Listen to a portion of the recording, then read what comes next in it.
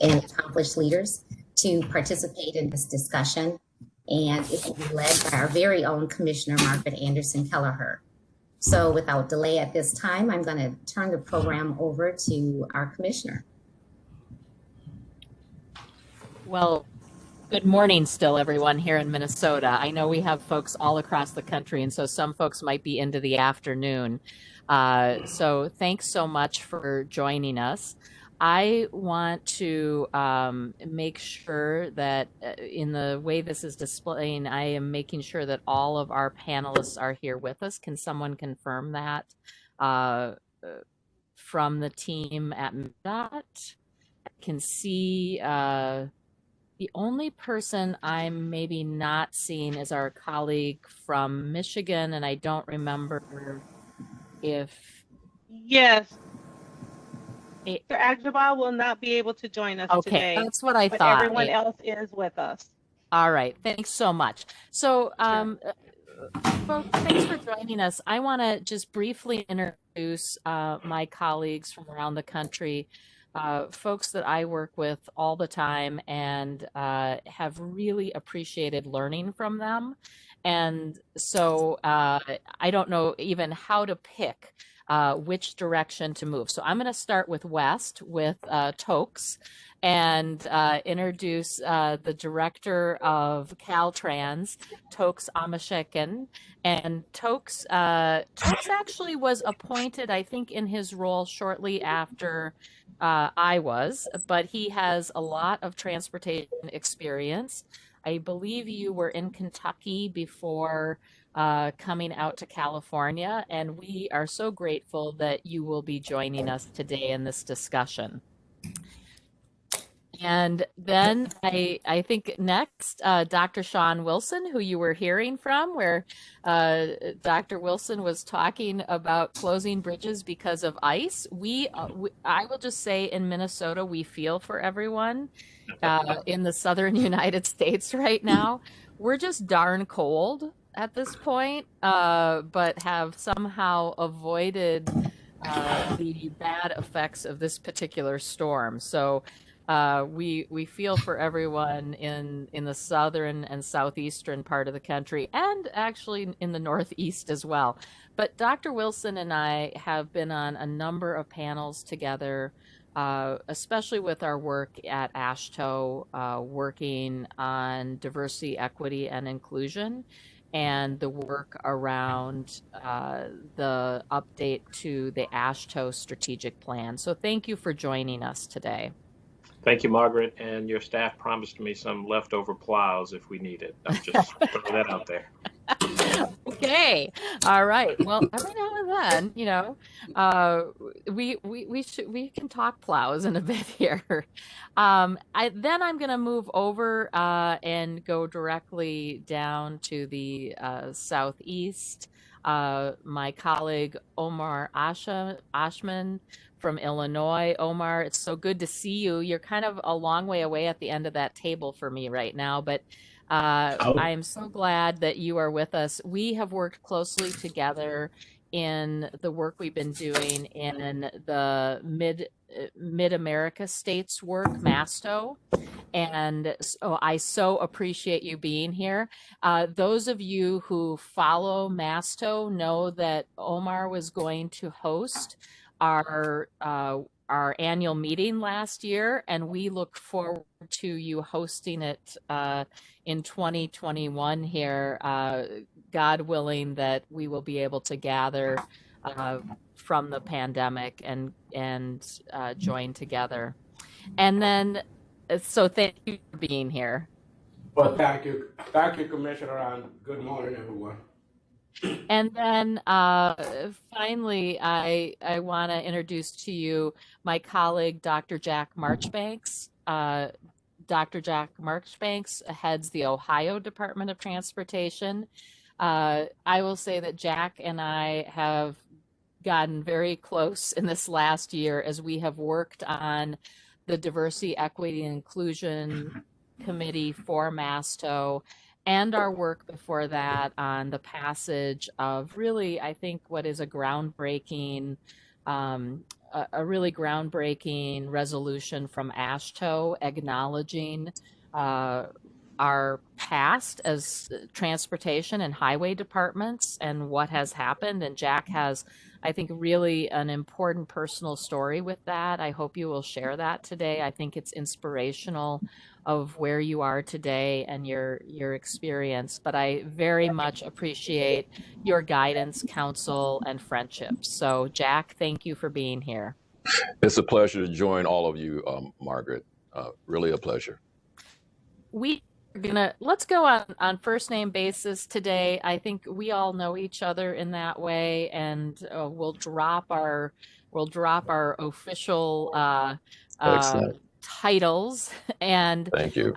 We'll start off here. So I think that if I could, our panel, our folks who are assembled here today would like to hear a little bit of your personal stories of how you have become the leaders that you are in transportation and why you chose the field, if the field chose you or you chose the field, and hear a little bit about your personal stories as we get into a set of questions.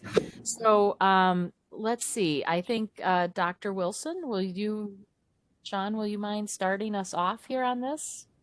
Sure, Margaret. Thank you, and thank you to your guests. And one, I want to applaud you all for having a resource group that's obviously active and engaged for people of color within your agency.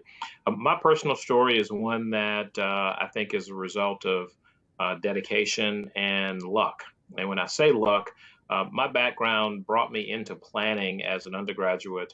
And then I had some career options that put me in the higher education realm. And then that brought me into national service.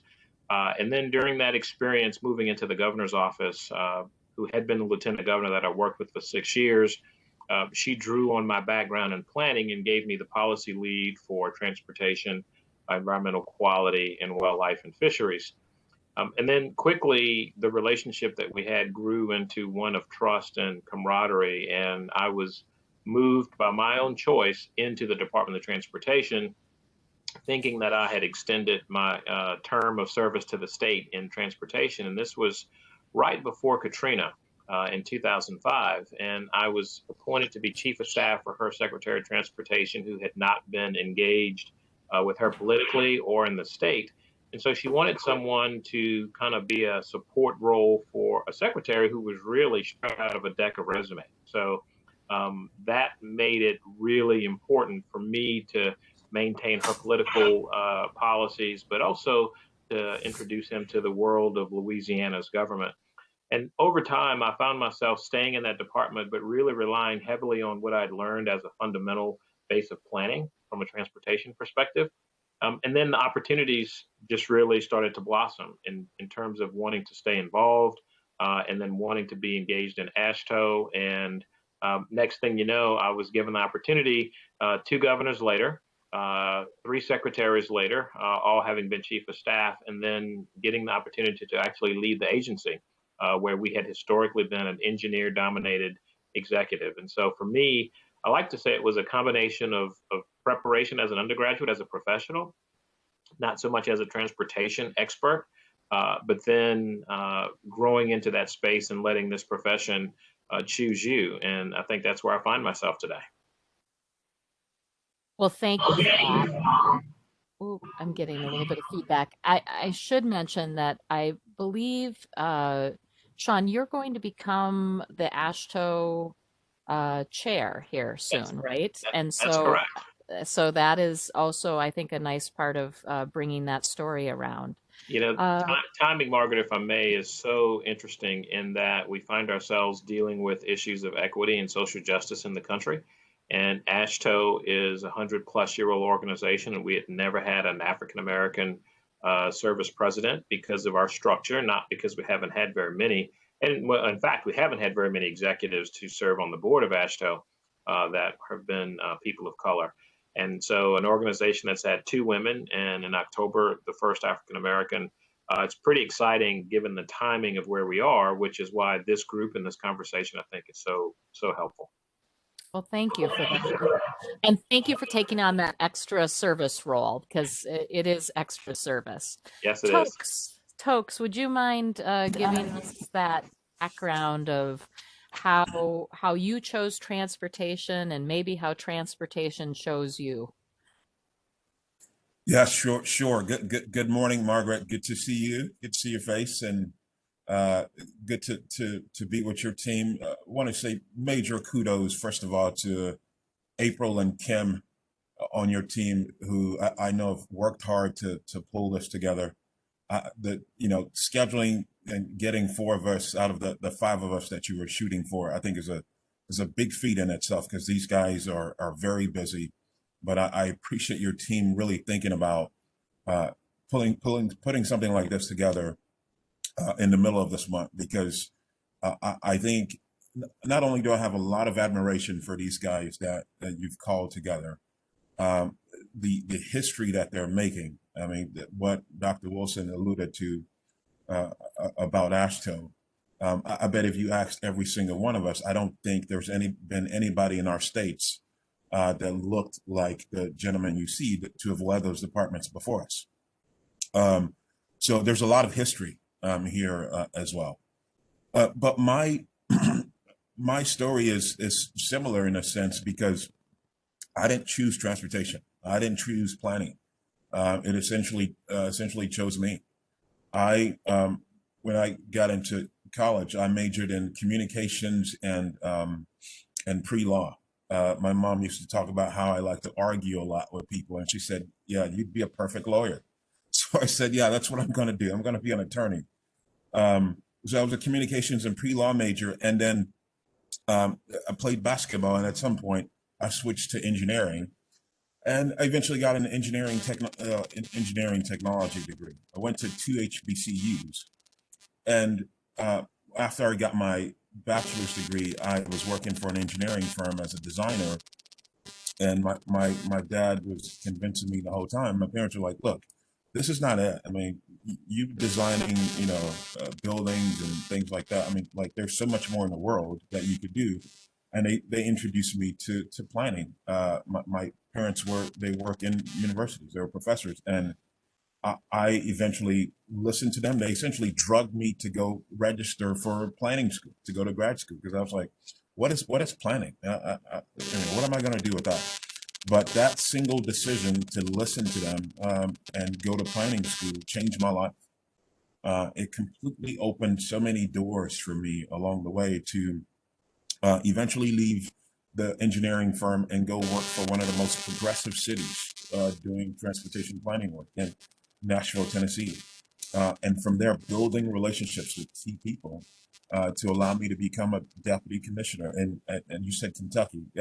People in Tennessee would be extremely offended, but no offense to people from Kentucky, but Tennessee's a notch, probably a notch above. But I was deputy commissioner in Tennessee, and eventually that led to the opportunity to come to California and lead the DOT here. So it wasn't my choice. It was listening to my parents that have been fortunate and blessed that doors have just continued to open for me as I've listened. Thank you. Folks, I am sorry that I got it wrong. I think that I say Kentucky because Kentucky's part of Masto, and they're always on my mind, right? So that is, I think, why I put you in Kentucky and not Tennessee. I knew about the Nashville part, so that's where I should have gotten it right. All right, now I am weirdly having a lot of little yellow triangles show up on my screen, so I'm hoping that we didn't lose anyone. Omar, are you there? And can you share a little bit about your journey in this transportation profession? Okay, now I'm worried. MnDOT team, am I having technical issues or is someone else having technical issues? I can still hear you, Okay, Commissioner. okay. And I'm going to go to Jack then, because I can see that Jack does not have a yellow triangle next to him, that warning sign of kind of not great connection. Jack, are you there? Yes, Margaret. I can see Mr. Osman, but I don't think he can hear us. But thank you. Can you hear me? I Yes, can they hear can. you. Well, thank you. It is, like I said, a pleasure and an honor to be among people such as Dr. Wilson and Toks and Mr. Osman, and of course yourself, Commissioner. Um, there's a through line here. The through line is that it appears that transportation chose all of us. And although I am the first African American to serve as director of the Ohio Department of Transportation, that wasn't really the reason Mike DeWine chose me. He chose me because of my background, and that background and my experience, and the fact that I have a passion for what we do as infrastructure owner operators, as our good friend Carlos Braceros likes to call us. Uh, like Tokes and like Shawn, I was in planning. I've always loved transportation. My father worked for the railroads when I was a small boy, and I was one of the few people in the car when my parents would travel south to Alabama, where I was born, who was not saying, "Are we there yet?" I just loved traveling. I loved highways. I loved all of it. So lo and behold, I'm 20 years old and I'm at Clark Atlanta University, and one of my professors, Robert Holmes, is saying, "Hey, we're going to launch this planning study uh, that will bring a train, a subway to Atlanta." And of course, this is in the mid to late 70s. And so, oh, Atlantans will never ride a subway. They'll never ride a train. And how are we going to dig through all this red clay anyway if we have to? But that planning study taught me the power of planning, where you can envision something and then you can see it happen. So after leaving Clark Atlanta University, I got a job at the Ohio Legislative Service Commission, which brought me into the career track that I am now. My first committee assignment as a legislative researcher was transportation and urban affairs. So from there, it led me to a great career path where I ended up serving as the first executive director of a minority development financing board, where we did capital asset loans and surety bonds for small and minority-owned businesses. And ultimately, I ended up in banking when I was called back to transportation by George Voinovich. He said, "You need to apply for this job at ODOT District 6. I had no idea what ODOT District 6 was. It was the regional office for Central Ohio, which includes Columbus. And I had a great mentor in Mike Flynn, who said, "Hey, I see you have a planning background. You just don't have to do financing and minority affairs. I think you can help me in terms of being a transportation planning administrator." So from that launch point, it brought me to where I am now. So it's been a wonderful journey, and I am really excited about the work we do every day. Thank you, Margaret. Thank you for that. Omar, let's get you back in here. I saw that you were unmuted. We can hear you, and I can't see you right now, but others might be able to. Okay. But if you would share your journey, even if the video, it might be a little shaky. Sure.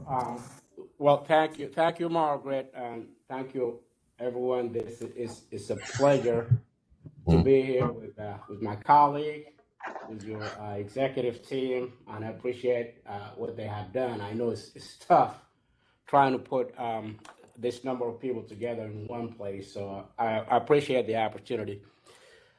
I have had a long journey, so to speak.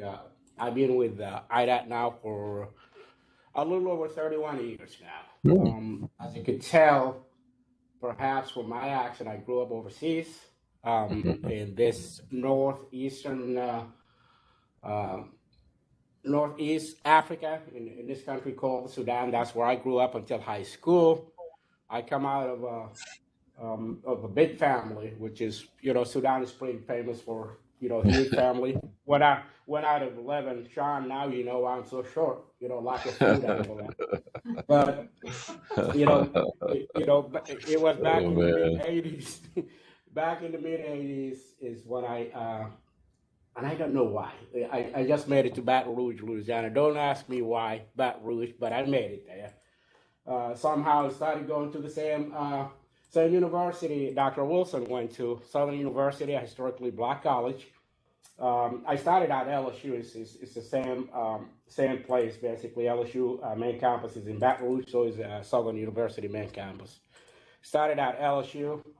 Obviously, I had to learn the language. Didn't know much of the English language, so I went to LSU, took a couple of classes, went across into Southern University, and I had four and a half wonderful years. I started in engineering, and part of it is perhaps cultural for me. Back where I came from, it's every mom's, every dad's wish for their sons to grow up to be one or two things, either an engineer or a doctor. So it was 50-50 proposition for me. So I went to the engineering, specifically civil engineering. If you look at the Sudan, we're not a first world country, so to speak, in terms of manufacturing and infrastructure. So the desire was always for civil engineers on the infrastructure side, on the vertical side. That's how people think, not a whole lot of the mechanical engineering and electrical engineering background, because the country back then wasn't that much developed. So civil engineering was the choice for me. And I wind up from Baton Rouge after I graduated back in '89. I started working right out of college with the Illinois Department of Transportation.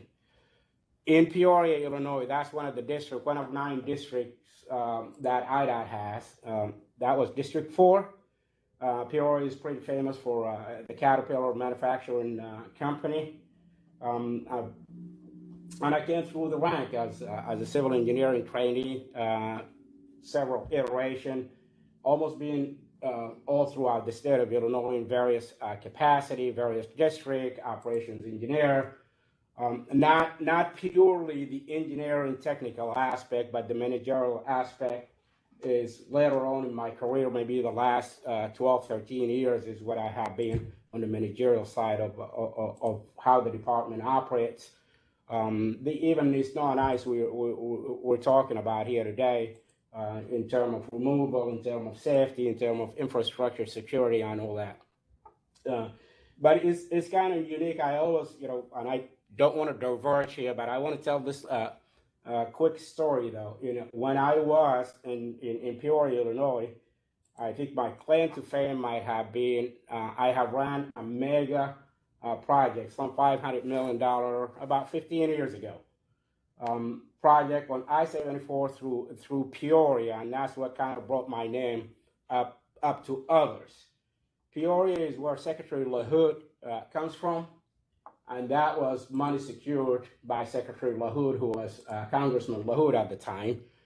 And one aspect of that particular project for me was not on the technical side, was not on all the retaining walls, bridges, major river bridges and all that, and pavement. On the design aspect, one aspect of it is Peoria is around 110,000, but 20% diverse, 20% minority. And the regional engineer at the time, who is the head of the Peoria district, is the one who kind of pulled me away from the pure core engineering function of what a civil engineer typically does and get me involved into the managerial aspect. And he used that particular project as a tool. And he and his dad, prior to, his dad who used to work for the department back in the 70s, they were very famous for EEO issues, diversity issues. And he wanted just to pull me away just from the core technical issue of what we do and get me into the society issue, the diversity issue. What does this project mean to the city of Peoria, to the minorities in Peoria? And for that, I'm very appreciative. He retired, but he's a close friend, and he had a major impact in my career. Omar, thank you for that. And And Yeah. for some reason, coming through the rank, I made it up to maybe about 6, 7 years ago, the chief engineer for the department. The director of highways, chief engineer is how we have the title here. And then a couple of years, 3, 4 years later, I was a deputy for Secretary Blankenhorn, who was here prior to me. And once with the change of administration, our new governor, Governor Pritzker, took an interest in me, and he asked me if I would like to be the Secretary of Transportation. So obviously I had to say yes. He was staring me down, so I had no choice. Well, I think that is an awesome story, and some of you have begun to allude to this, the life events that have happened in your own life that have informed how you do this work, leading transportation organizations. And I will say this, not everyone has to answer every question I ask in the next section, but I do want to call on Jack Marchbanks because I want to share with our African American ERG that when we were doing the work with AASHTO on this resolution on diversity, equity, and inclusion, and as we continue to do the work for MASTO, it was really when Jack shared his personal story that it reminded everyone why we are doing this work today. And I think that for Minnesotans listening, you will hear a story of Rondo, and you will hear a story of 35W South and 94 going north out of the city, as Jack shares with you this really, I think, shaping moment in your life. And if you would share that story with us, Jack, it would be important for all of us to hear. Well, okay, Margaret, I'll do that. I am not trying to make myself a martyr in any way, but my life, I'm an elder. I think I might be a little bit older than Osman, but I've embraced being an elder. So being an elder in this group is that I've lived a life that I was a child during the civil rights era. I was a small child when the interstate was first constructed. And one thing that became clear to me as I became older and learned of the history of the construction of the Federal National Defense Highway Interstate System is that it was routed through communities of color, poor communities in rural America and in urban America. I personally was impacted because a home that my father had worked very hard to secure, a beautiful home, was taken by eminent domain for Interstate 75 as it runs through Dayton, Ohio, which is in southwest Ohio, just north of Cincinnati.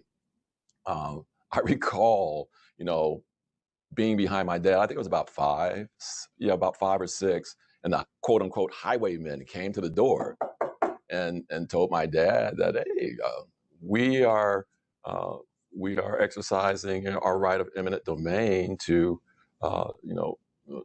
take your home, to purchase it. And my father did not get a good price, but I don't think many people got good prices who lacked political power. So we ended up moving, and that always remained in my mind, and it's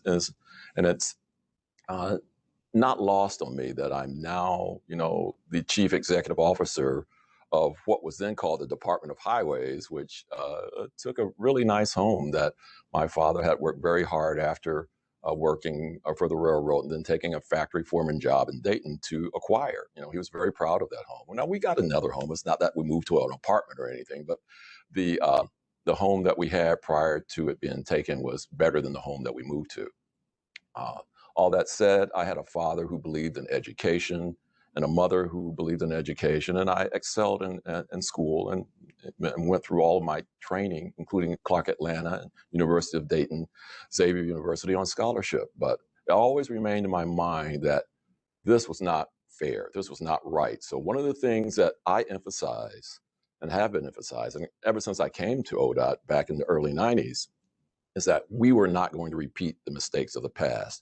We can't undo what was done in the past, but we can mitigate it with active bold, but legal, bold EJ, environmental justice, looking to knit those communities back together, looking to hire more women and minorities who never knew back in the late 50s and early 60s that this industry, this profession in which we all operate, provides really great jobs, and not just, construction or highway technician or engineer, but a variety of jobs. So we are fanning out across the state of Ohio, looking to be inclusive not only in contracting, but also in hiring for our own workforce. So that gives you a little bit of my story. And I often drive down 75 and look at the Albany Street exit and said, okay, that's where my house used to be. So that's my story. Well, thank you for sharing it. It was, I think it is so important that we hear the stories of those who have been impacted by those past decisions. And here you are, first person, able to give us that experience and also how it has shaped your leadership today. I want to give everyone else a chance on this one if they have something they want to share about personal experience that has shaped how you do your role today. I'll pause for just a second. Otherwise, I'm ready to go with my next question too. Hey, Margaret, this is Shawn. Yeah, Very Shawn. similar to Jack. While we are a little bit far apart in age, I witnessed the completion, in a sense, of the interstate in New Orleans, down the street from my dad's home, where we lost access, but still were able to maintain access to a lesser system, if you will. And that to me wasn't the most defining piece because I saw value in what was being done. For me, a very significant factor in how I do my job on a day-to-day basis goes back to my years of national service, leading the Louisiana Surf Commission. That commission worked primarily in underserved communities all over the state. If it's healthcare, if it was education, if it was economic development, if it was a farm community, it was all about people. And they were people who needed the support and resources of government, and it was people who relied on the transportation system. And so for me, I find the ability to satisfy the needs of those folks and the less fortunate in many ways with design decisions, hiring decisions, much like what Jack talked about. And so for me, I use that as a guiding light to how I deliver service, not necessarily just for that Fortune 500 company or that Caterpillar manufacturer. I think about the mom and pops, and I think about those neighborhood schools and how will kids get there safely. And so for me, spending time with is what's shaping, I think, the actions and decisions that I make at the department. Thank you for sharing that. All right. Well, I'd like to turn us towards what is happening in each of your departments, and particularly on questions around recruitment, advancement, retention, and what you are doing and actively engaged in. Many of you have talked about historically Black colleges today that I think I was trying to keep track, but I think almost everyone has touched a historically Black college on this panel in terms of part of their education. And I want to wrap that together with this big question about, how do we actively work to make progress on diversifying our own departments? And are there things that you are doing and that your department is doing that we learn from in Minnesota? Minnesota does not have a historically Black college. That is not a shock to anyone here. But we have some relationships with historically Black colleges. And so I think that it would be good to hear about how we might learn from your lessons and be able to move forward. And it go wherever you need to go with this answer to this question about recruitment, retention, advancement of African American people in your department. So Toks, can you begin for me? Sure. Thanks, Margaret, and thanks for asking this particular question, because I think it's really important for us if we're going to leave a legacy behind that can accomplish the things that we are trying to accomplish today. It's not just going to be the very senior CEO role alone. It's going to have to be, our departments are going to have to be made up of people of varying backgrounds, of varying experiences along the way. So it's not just about us in these roles, in the sort of CEO roles, but the entire team. And I think you're off to a good start, it sounds like, with hiring people like Kimberly that will be doing important work for you at MnDOT. So for me here, when I came in, Governor Newsom, his platform here in California when he ran for office was a California for all. I mean, that was the onset. And when I was being interviewed and they talked about the importance of that, I said, that's right up my alley. I mean, I want to make sure that if I get this opportunity, that we can create a department that really reflects the state. I'll tell you that, you know, prior to me getting here, equity was a big part of what was already happening. The teams here believed in it. The leadership did. But and when I got here, we were working on it. But I'll be very honest that I didn't fully wake up to the opportunity that's in front of us, or in front of me and the team, until Memorial Day of 2020. That's when things completely changed. I mean, what happened? Everybody knows this stuff's been happening for months and years on it. I mean, my first experience in learning about something like that was Rodney King in LA in 1990. That was the first time I saw that. I was like, whoa. I mean, somebody get pulled over and just beat up because they were drinking and driving, and just beat the mess out of them. But after this year, and after so many that we've seen, including in your state, Philando Castile, I said, look, I've got an opportunity in California to do something different, to do something different, not just, you know, sort of go along with, you know, the fine talking points around this, but leave a full imprint that will be hard to reverse, and put together a framework that we now use in California, and it's called the 4 Ps. Me and our team, we did this. Number 1, people, projects and programs. Number 3, partnerships, and number 4, planet. And I'll just touch on the first P just real quick, because that's what you're asking about. The people of the 4 Ps, people.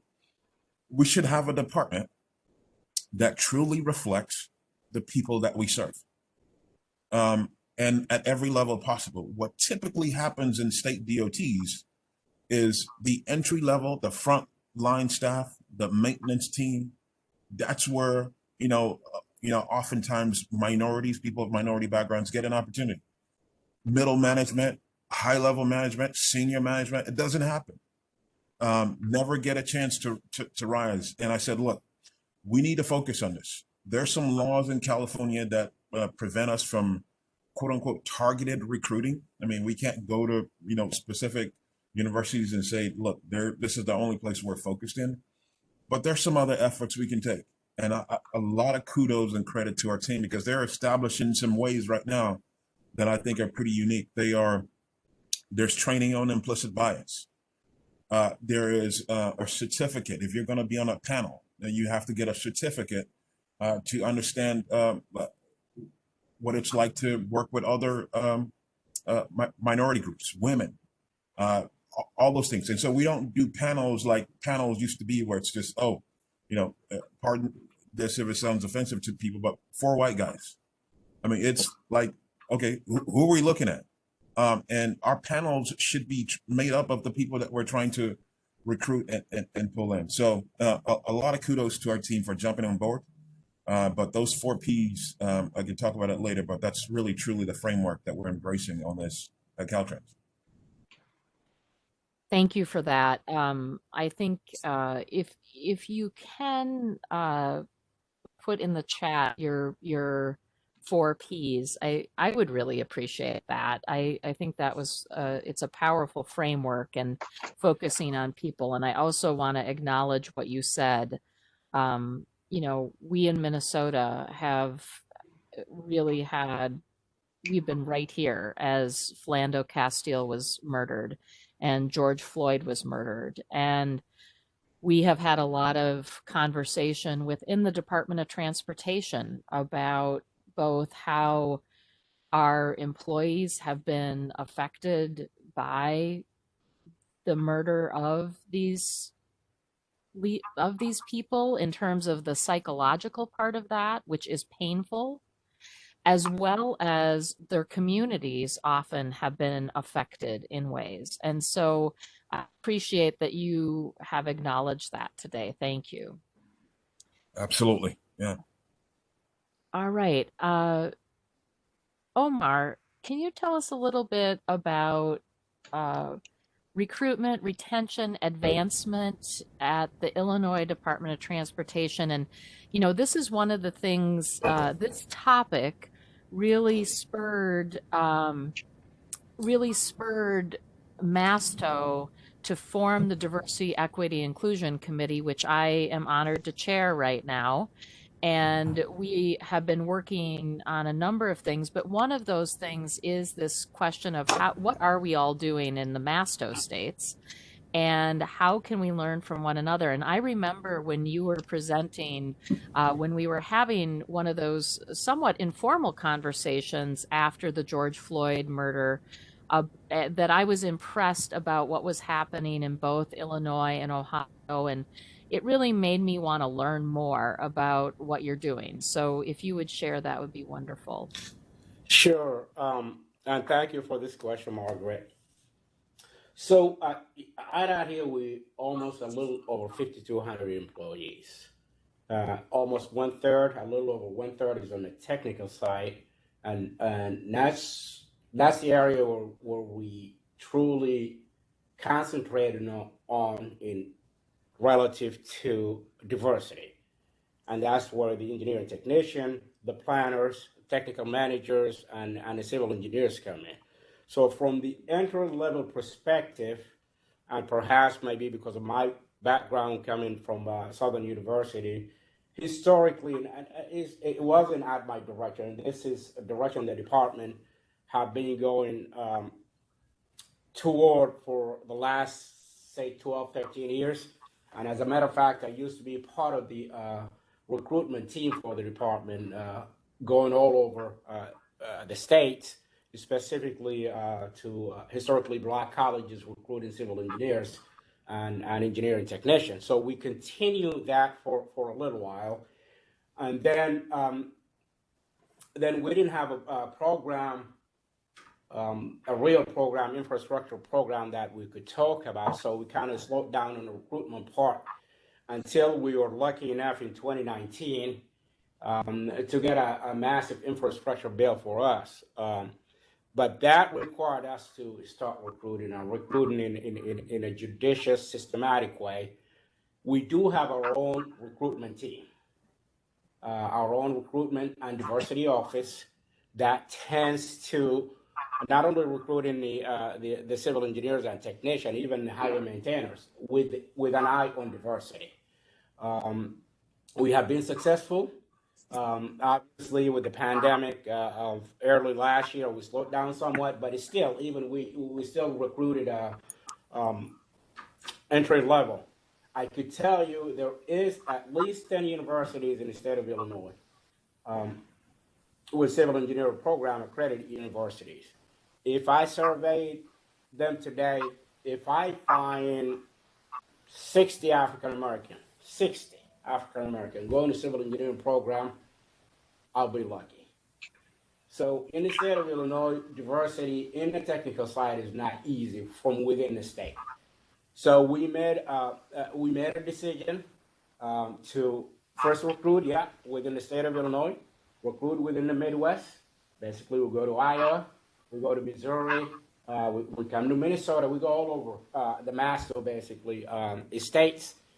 But we do make sure we hit all the historically Black colleges, Florida A&M, Tennessee, in Nashville, obviously Southern University, Jackson State, Prairie View, all the historically black colleges that has a civil engineering program. We have visited and we continue to visit. That is on the technical side. It's being helpful. There is always room for us to improve and get more. But we're not the only one looking for civil engineers. We're not the only one looking for diversity. Everybody else is doing. So there's competition out there too. So we're not lucky all the time. That's on the technical side. If you look at the leadership of the department right now, and we have had, even historically with prior government and governor, we have had reasonable diversity within the executive branch. It is different with this governor. With this governor, Governor Pritzker, and this was part of the interview, actually, we did talk a lot about diversity and the leadership at the state DOT. But he made a commitment that his cabinet is going to be the most diverse cabinet in the history of the state of Illinois, and he delivered on that. So that, it goes without saying, we all kind of subscribe to that on our end. And I made it a mission of mine to have the most diverse Illinois DOT in the history of the department. And I could attest to that, that we have made huge inroad. My chief of staff is an African-American, a female. Chief operating officer is an African-American female. Deputy chief of staff is a female. One of my lead regional engineers is an African-American. So if you look at and one of my lead, regional engineer up in the largest region I have, which is Chicagoland, is Hispanic. So you could see the diversity from within the leadership. You see a little bit of diversity from, at the entry level. There is a gap in the mid-level, the 15-year, 20-year career employee. You see some of that diversity. However, there's still a gap there, and that is, when we're all done with the department, when we all retire, typically you're going to look at that level to promote from within, and we hope to diversify in that area, because that is for 5 years down the road, for 10 years down the road. That's your leadership right there. So in a sense, I think I'm satisfied with what we have done here at the department, but there is always room for improvement too. Thank you for that. And thank you for talking about that pipeline issue. It's one of the things that we have been doing. Our Executive Inclusion Council in Minnesota has been focusing on pipeline positions. And I think it's really important to be thinking about not only those who have arrived at a part in their career that's really a wonderful place to be, but we need to be thinking about how do we get more people into that pipeline. And so there's more availability. And you're right, we're not the only people who are hiring on the technical or professional side. And so the competition is can become kind of wild quickly in terms of the issues of competing for diverse candidates. Shawn, can I turn to you to ask a little bit about this topic? Yeah, Margaret, I think you're right, and I think Omar has hit the nail on the head that when he said other people are recruiting as well. I am not foolish enough to think that we're going to hire a diverse population of highly technical, experienced, or trained employees, because as a public agency, we can't afford to pay for them to compete. We don't offer the packages. We barely allow folks to have moving expenses if you need to move from one part of the state to the other to assume a position at an entry-level engineering position. However, and I posted this in the chat, that the non-technical side, I think, is where we've made tremendous progress.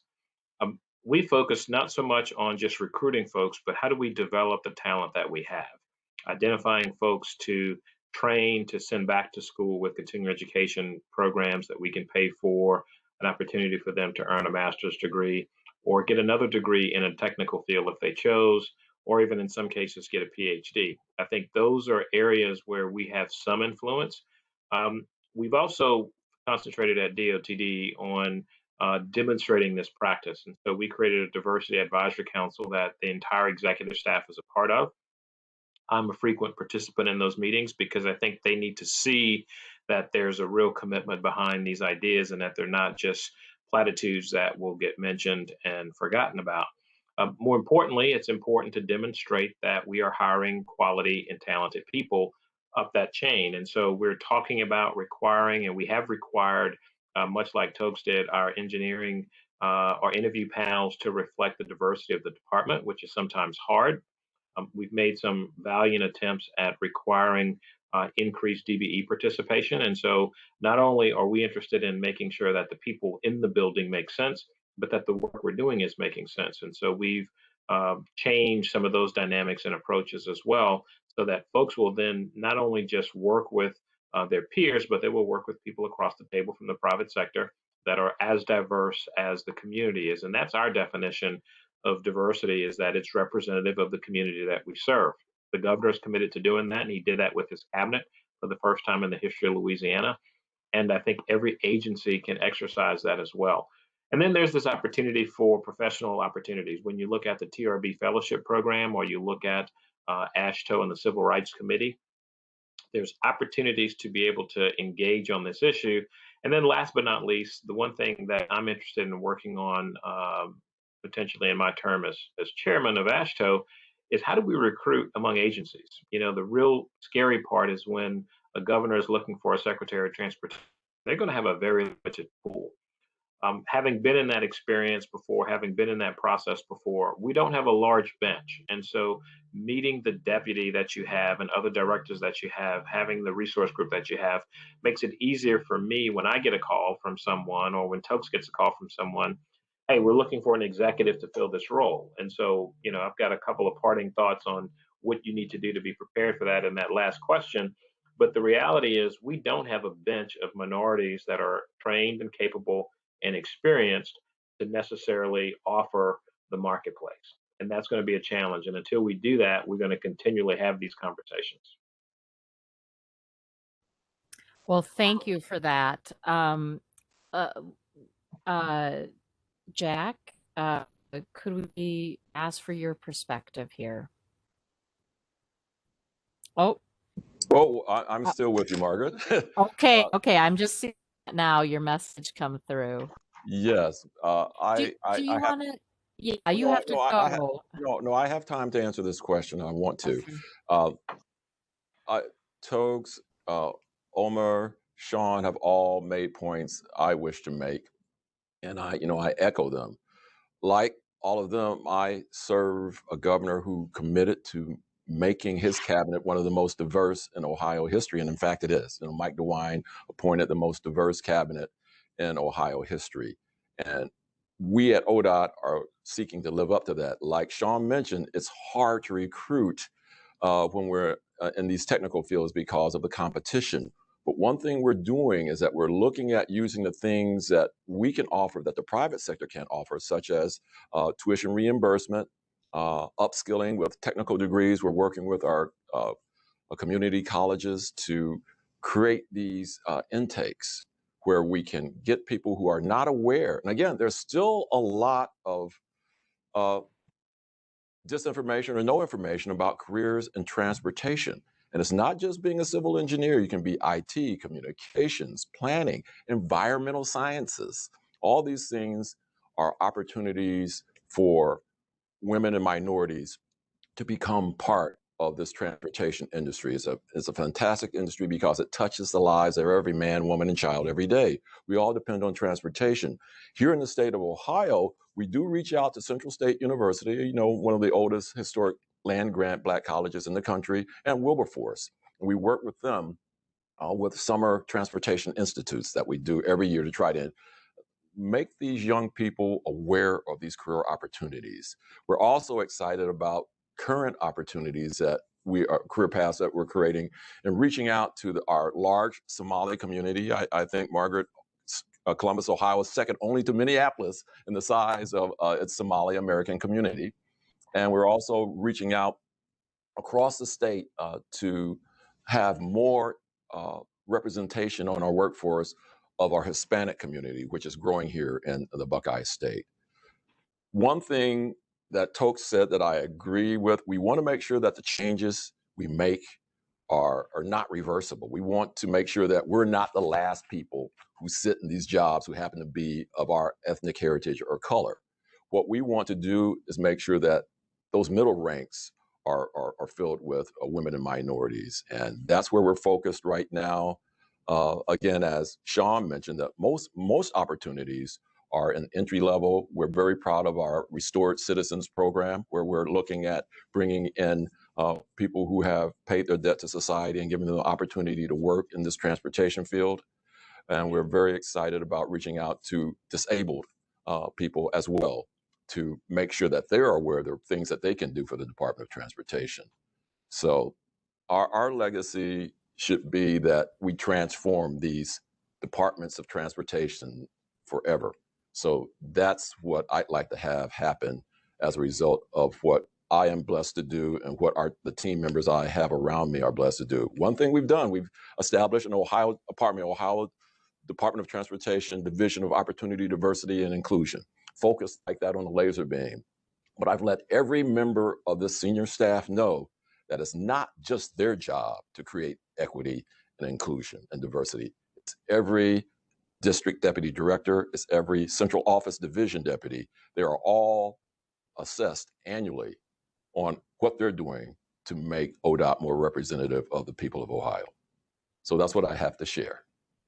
So, Jack, thank you. I'm going to call a little bit of an audible here because Jack needs to attend to an item that's come up that's weather related.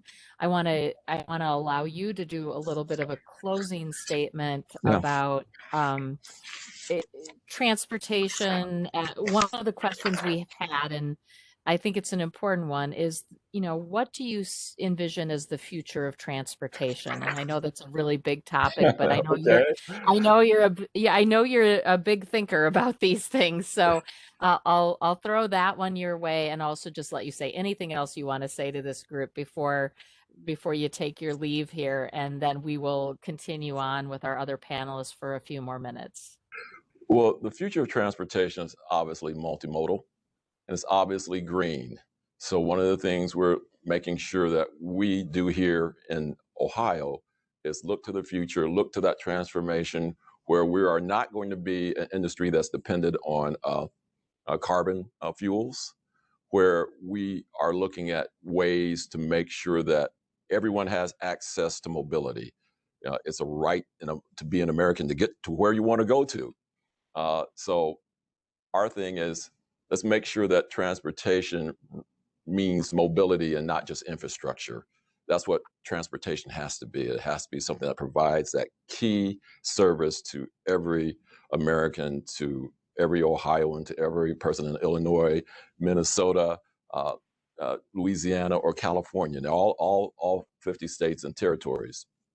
Mobility is what we have to ensure going forward. Thank you so much. Thank you for joining us today. It means so much. And I know that this is the way our work goes. Sometimes it calls us away from the thing that we have planned. Yes. But I know I will see you soon. And I know our attendees here really deeply appreciate you participating today. So thank you, Jack, and be well and be safe. Well, stay well, everyone. And Omar, I'm hoping that we can meet in person in Chicago. I haven't seen that Green River in a very long time, and I look forward to it. Soon. All right. Take care, everyone. Bye. All Be right. safe. Thank See you, you. Jack. Yeah. Take care, Jack. Bye-bye. We're going to continue on here for just a few more minutes with our panelists, and then I know that April will be doing a wrap up. We do have a couple of questions that have come in, that one being about, and that'll be our final question to everyone. But before we get there, I have another question or two. First of all, I want to point out what Shawn has put into the chat for everyone in case people are on the phone or they can't see the chat. And he said, "Thank you, Jack. Diversity is not partisan. Governor DeWine and Governor Edwards are in different political groups, but both prioritize diversity and equity in the cabinet. Governors Newsom and Pritzker have committed to this as well. Sustainable efforts have to start at the top. And I just want to mention from a Minnesota perspective, All right. I am fairly sure that I can say that Governor Walz and Lieutenant Governor Flanagan have assembled the most diverse cabinet in Minnesota history. And that has also continued to evolve as changes have happened to our cabinet over the last 2 years. Particularly, I would note Commissioner Doty at the Department of Revenue being the first African American to lead the Department of Revenue. We have seen a number of other changes in the cabinet that have continued to represent diversity in a broad way, both African American, Native American, Latino, and women being represented at these highest levels. So I think that where we'll go next, we've had a question from the audience, from the attendees about making sure that policies that impact historically underrepresented communities of color are not just check marks. And I think that this is an important question. And Toks, I don't know if you would like to expound upon this, or Shawn, either one of you, it would be great for you to start this question off, and maybe that equity framework that you're using in California is, and we have an equity lens framework we use for policy in Minnesota, but we're actually developing one for projects now. And so I'm curious about how you look at this question where we move from checking the box to really making sure that people are fully represented. Yeah, that's a very, very deep question, and an important one. And it alludes to what I was saying before about how we can give a lot of lip service to this issue and say all the right things, but the work is not really getting embedded in what we're doing currently and something that's sustained. And that's the most important part. You know, when I left TDOT, I have had recent conversations with them. I was the first person of color to get to the #2 role in the department. And now there's nobody at that level in the department. And it actually hurts me when I think about it. There wasn't anybody to come after me, Hispanic, woman, it doesn't even matter, but somebody else that can get that shot to be there. And whenever I decide to leave here, or the governor says you're done here, you know, I'm hoping that they can see like some positives from, you know, the tenure that I had, and that they can, that somebody else gets the shot. And that goes to the question I was asked as well, is I'm hoping that this work is not just about, like the question said, yeah, we talk to them and we just check the box and then we move on, but that we establish a culture within a department that really understands why we're doing this and really cares about it. And we leave in place a legacy and a culture that wants to do it. I think one of the important things that we should do along the way is, and it sounds like checking the box a little bit, but we've got to get to the point where there are metrics associated with the decisions that we're making in this space. That we're not just looking at the box and say, did we talk to the HBCU or the Black neighborhood or what? But that we're putting metrics alongside of the decisions that we're making. And it's hard. It's not easy. My team here is coming up with a tool along these lines for the planning process and all the way through to be able to say, okay, what are we truly doing from an equity standpoint? We're calling it an equity index. I haven't finalized it yet, but this is groundbreaking for our department to be trying to come up with a tool that's looking at, you know, our planning decisions and how we're spending money in communities that have been overlooked and underserved. So that's I think a key thing that we got to get to is a place where it's a part of the culture long after we're gone, and that there are true metrics that are connected to the why associated with our decision making within the department. Margaret, what I would add to that is, there's a significant difference between equal treatment and equitable treatment. And the equitable response has to be more than just checking a box. And so you can check the box to say, yes, we've been treated equally, or yes, we've been treated equitably. The question is, what's our response and what are we going to do? And much like Toks says, how do we measure whether or not we did what we said we were going to do? And I'll give you a case in point. We're building an interstate through an urban community that was divided, like most of them. And I struggle because as a planning person, I am sympathetic to what we are intending to do and how we have mistreated communities. I also am sympathetic to the fact that we need 6 or 7 lanes, perhaps, of an elevated structure because, one, we can't go down in Louisiana when we are below sea level to begin with.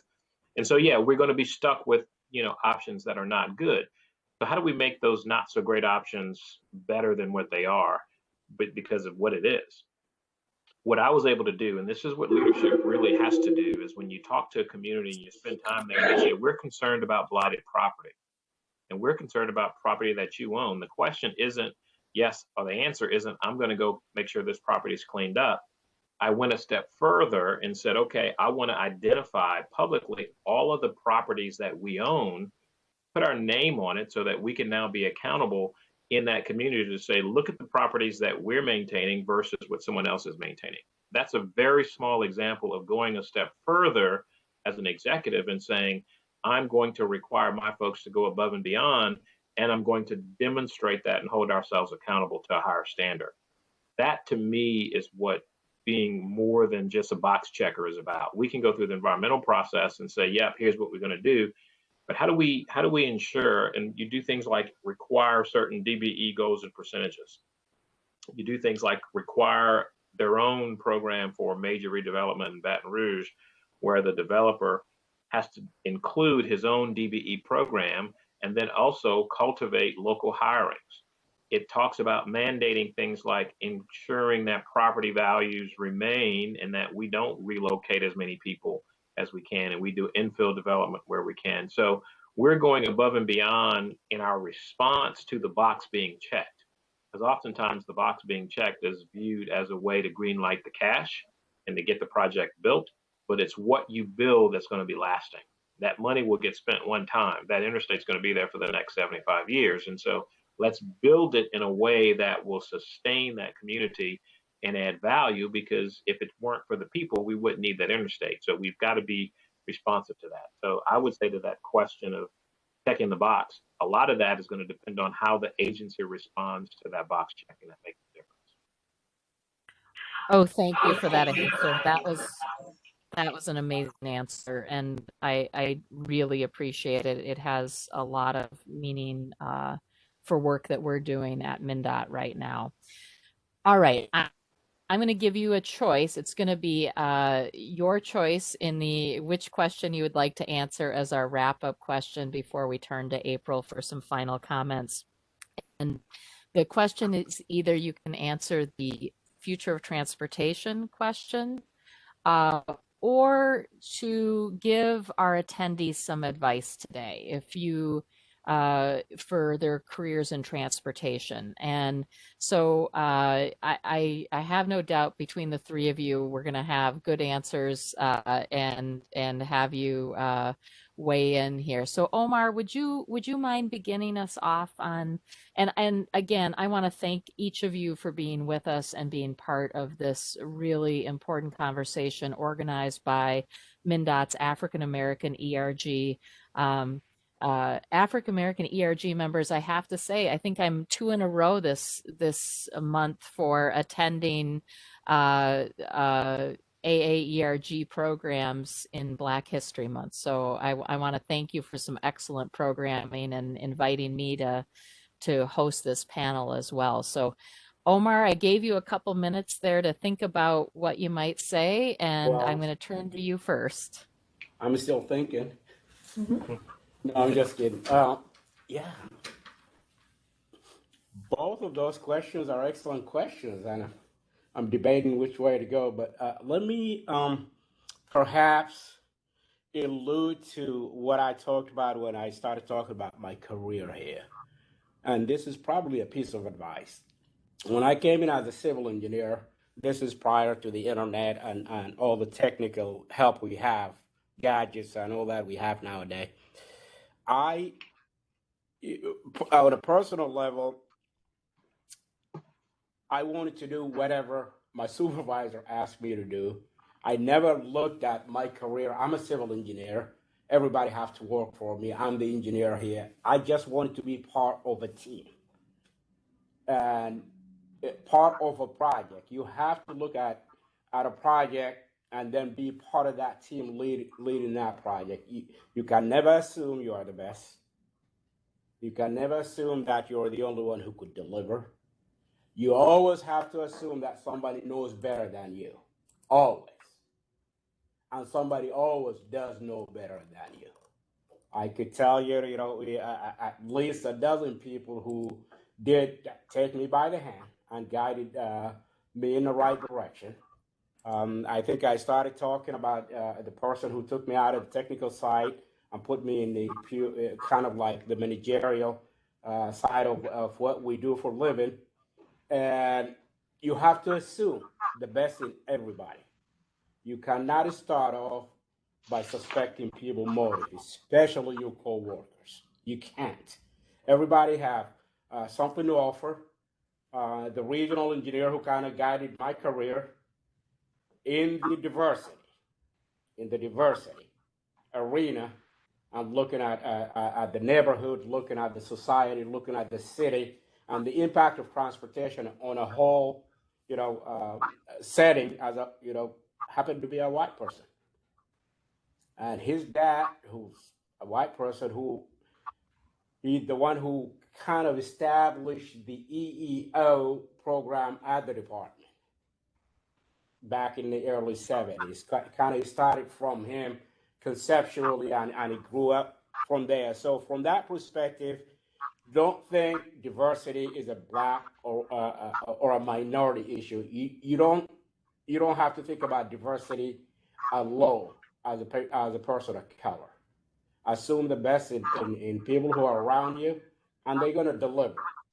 And they want to be part of that team. And if you call them in a non-threatening way, there is always that perception. Listen, we live in a different arena, different political vantage point, and there's a lot of disagreement all around us. But this is one issue that people, especially in the DOT arena, people could collaborate on and could come together. So I'll leave you with that thought. You have to look. And I always, when I talk to my new hires, I ask them to look to their left and to look to their right. Most likely, the person who is sitting at the left or the right doing something different from what they do for the department. However, all three jobs or job description are interlinked, and they are all leading to the mission of the department, regardless of what you're doing for the department. So it's a teamwork concept that I always advocate for, and seeing the best in your colleague and your co-workers. I'd like to advocate for that. So that's my piece of advice. I really appreciate that. Shawn, do you want to take one of these? Yeah, I will take one. And, I'm not going to take the future of transportation, because if we knew that, then I'd be like Eisenhower. But it's going to be relevant to where you are and who you are and what role you play. So I'm going to pull a feather from my hat of graduation speeches and apply to transportation, and ask people to just take your B7 vitamin. And your B7 vitamins are to always be tenacious. As a young professional evolving in this place, be patient, because timing is a big part of what we do. I would not have been secretary. I would not have been incoming ASHTO president if I were not patient and tenacious about what I was doing. You got to be bold. Being bold means producing and proposing things that no one else is going to propose. You will look different. You will sound different. You will have a different background. And so the boldness that you bring allows that background to show up in that boardroom with you. I think you need to be involved beyond just MnDOT. look at ASHTO, look at TRB, look at COMTO, look at National Forum for Black Public Administrators, look at the National Engineering Societies, not just those that are culturally significant, but those that are discipline significant. Always be yourself. I think that is, it goes without saying. Be aware of ethical dilemmas, because ethics is a gray area in many respects. And your standard might be different than my standard, but be aware of the ethical dilemma that when you fall into that trap, it's a much bigger setback than someone who is a majority representative falls in that setback, whether it's gender, whether it's discipline, whether it's race, whether it's age. Think about that in terms of your ethical leadership that you're going to provide in all that you do. Number 6, be bipartisan. Transportation is one of those bipartisan issues. And I've seen so many people of color and peers take such a hard stance on issues, not realizing that when you take that hard stance, you're eliminating half of the opportunity. Think about the fact that half of the governors in this country are Republican, if not more, actually more, are Republican. As a Democrat, a lifelong Democrat, I can't afford to be that strong of a Democrat and expect to have as many chances as I could if I were bipartisan. That doesn't mean sacrificing beliefs and ideas, but how you present what you talk about being bipartisan. And then last but not least, the B7 is be willing to pay it forward. I will never say no to an opportunity to have these kinds of conversations. We've done a couple of them before with the other 5 African-American CEOs, the most we've ever had in the history of this country. And so we want to pay it forward as best we can and realize that your obligation and your challenge is to not only be a mentor, but to be an advocate and ultimately to be a sponsor, which means you're going to walk somebody through the door and support them while they're there. That's a lot different than just mentoring them from behind the scenes. So with that, Margaret, I want to just advise all your people to take your B7s and be successful. Oh, I love that. I was scribbling quickly. We will definitely memorialize those in your name so that we can refer back to those B7s. I've done it Tokes, as a take us. prescription. Okay, very good. Thank you, Doctor.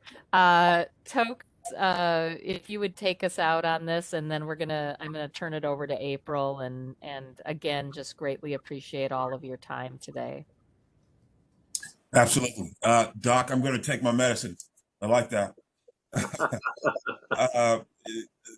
3 things I will say that are important. I'm going to skip over the future of transportation question because it takes me a long time to answer that. I've been asked that several times. I'll get right to it because we have 1 minute here. 3 things: people, and people. Number 1, people. Our families. Let's keep them in mind as we're making the decisions that we're making, as we're coming up the ranks and given the opportunities that we're making. It's something that's a challenge for me. I want to go, but I've had to learn to dial it back in certain moments and think about the people that are coming along this journey with me. So the family front, those people. Number 2, the other people, the team that we're along with. Sometimes we can get very sort of myopic about the work that we do, but we can't ever do it alone. Nothing that we ever accomplish that is significant, that is major, is something that's done independently. We have to do it with a team. It always happens that way. Even think about the most, for example, a sport that you think, oh yeah, it's that person that does all this stuff, a golfer or tennis player. There's a team around them that you don't even see that helps them get to the place where they can perform that particular day. So let's keep that team in mind. And finally, the last P, the people we serve. If there's one skill that I would advise anybody on your team to develop, is the ability to be able to connect with people. Connect with the team members and connect with the people that you serve. Hone those technical skills. Those are absolutely important. But the ability to be able to communicate and connect with people is probably one of the most important one that you will ever pick up and learn, and that will probably get you the furthest along in your career. So Margaret, much kudos to you for continuing to support efforts like this at MnDOT, and for actually living and walking the talk by making decisions that are truly impactful to people of the state and the department. So honored to be a part of this with my esteemed colleagues. Thank you. Well, Well, thank you so much, and really the tr the tribute for the work at MnDOT goes to this wonderful group of people who have been doing this work for a long time. I hope they are inspired by this conversation, that we got some ideas here, and that we also just, I always think of a conversation like this of filling up your own gas tank, right? Of being able to have a little more to keep on going. And so, April, I'm going to turn it to you as really our leader today, and thank you for everything you're doing, and really appreciate it. Thank you so much, Commissioner, for being a part of this day. Thank you for our panelists. Your words will be kept and held, and we will move forward with those words in mind. Thank you all for joining us today. This will conclude our panel discussion, our African American Employee Resource Group history presentation. We look forward to having more in the future, and you all have a great day. Stay safe, stay warm. You too. Thank you.